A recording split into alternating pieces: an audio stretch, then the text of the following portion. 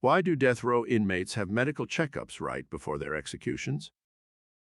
The answer: because in most countries, every inmate, even those set for execution, has a right to health care, along with other basic necessities, like food and shelter. A health checkup before execution is a way to prove, as a matter of record, that the state has done its duty under the law to keep the inmate healthy and provided humane treatment throughout the incarceration. That standard not being upheld, even for the worst criminals, is something that should raise alarm bells, even if we're in a state that enforces the death penalty. Additionally, they probably also want to make sure the execution is going to work properly.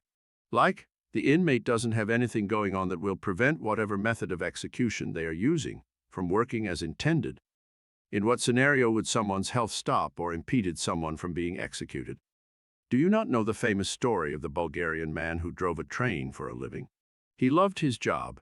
Driving a train had been his dream ever since he was a child. He loved to make the train go as fast as possible. Unfortunately, one day he was a little too reckless and caused a crash. He made it out, but a single person died. Well, needless to say, he went to court over this incident.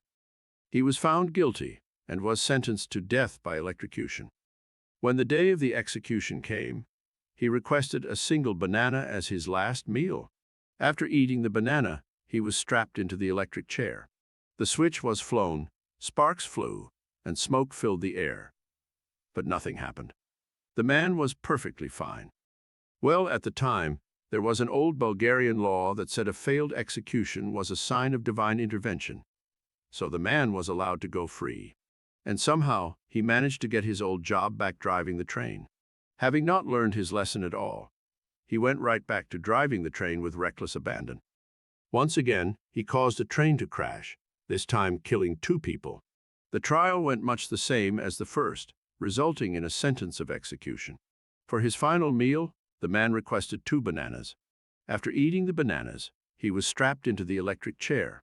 The switch was thrown, sparks flew, smoke filled the room, and the man was once again unharmed. Well, this of course meant that he was free to go.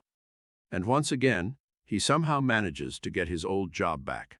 To what should have been the surprise of no one, he crashed yet another train and killed 3 people. And so he once again found himself being sentenced to death. On the day of his execution, he requested his final meal 3 bananas. You know what? No, said the executioner. I've had it with you and your stupid bananas and walking out of here unharmed. I'm not giving you a thing to eat. We're strapping you in and doing this now. Well, it was against protocol, but the man was strapped into the electric chair without a last meal. The switch was pulled, sparks flew, smoke filled the room, and the man was still unharmed. The executioner was speechless. The man looked at the executioner and said, "Oh, the bananas had nothing to do with it. I'm just a bad conductor." Follow this channel for more Santa Explains.